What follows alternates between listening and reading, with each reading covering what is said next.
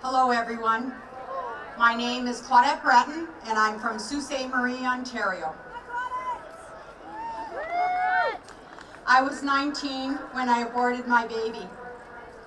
I remember sitting down with my mom and telling her that I was pregnant.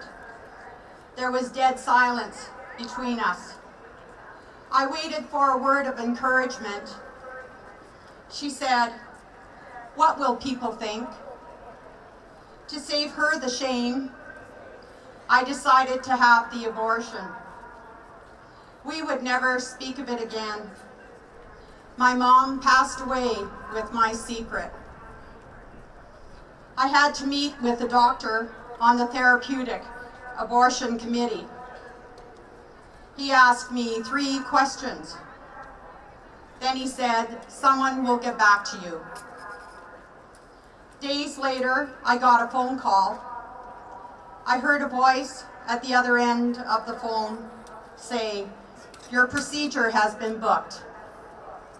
I felt no relief from that call.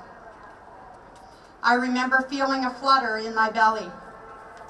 I thought I was just imagining it. It wouldn't be until years later, when I was pregnant again, feeling my baby's first movement for the first time, that memory of the flutter would come back to haunt me. On the day of the abortion, I remember lying on the stretcher in the hospital, being wheeled into the cold room, transferring on to the procedure table. I remember looking around and seeing a large glass bottle with a long tube attached to it. I was terrified. I was crying uncontrollably. The nurse said to me, "Don't cry, it'll be over soon." Little did I know that it would take 37 years. I remember the phrase therapeutic D&C written on my chart. I didn't know the term was used to cover up abortion.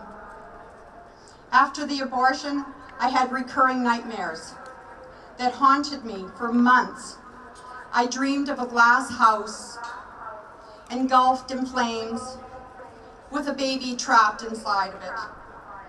I could hear that baby scream. I would sleep during the day and stay awake during the night, hoping to avoid having the nightmare. It still haunts me to this day. The abortion left me cold and unable to feel. My heart was hardened. I no longer had God in my life. My relationship with my parents, my siblings, and my friends changed. I was broken. Getting married and having a family was no longer part of my future dreams. I had such emptiness in my heart, and no matter what I did, I couldn't fill it. Over the next 14 years, I partied a lot. I was very promiscuous. Binge drinking became part of my life. I contemplated suicide.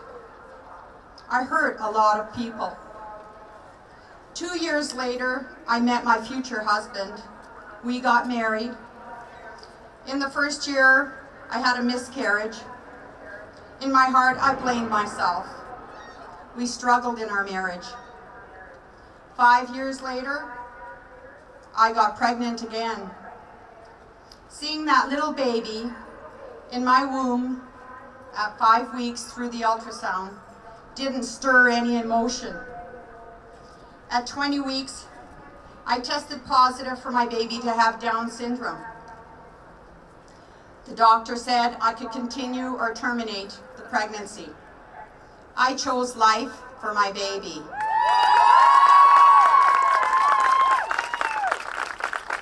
I was numb through my pregnancy. There was still emptiness, but I put on a happy face. When I held my son for the first time, the emptiness was still there. The nurse said sometimes it happens after a delivery. I knew better. Since the abortion, that feeling was always present when holding a baby. Nursing my son was difficult. I felt the emptiness again. Our marriage was falling apart. I came to the conclusion that I needed God in my life. I took my first step on the road to healing. I reconciled myself with my God about the abortion, but I didn't realize that I had to forgive myself. In the fall of 2011, I joined a group of people who stood outside our local hospital, walking in witness for the unborn. I began my journey of forgiveness of myself for what I had done, and acknowledging my baby. God reached down in my darkness and brought me up into His light. I began to grieve the loss of my baby, and for the first time I was able to speak about the abortion. Today I am able to get past the memories and continue journeying forward. I named my unborn child Melissa. Naming her filled a hole in my heart that I could never fill on my own. My husband and son both know of the wrong choices I made years ago. Today they support me by witnessing for the unborn. I am no longer ashamed. I am blessed to be able to share my testimony with others. I stand here today to tell you that when you let God head the wheel, anything is possible. And I stand here today saying to you, I am silent no more.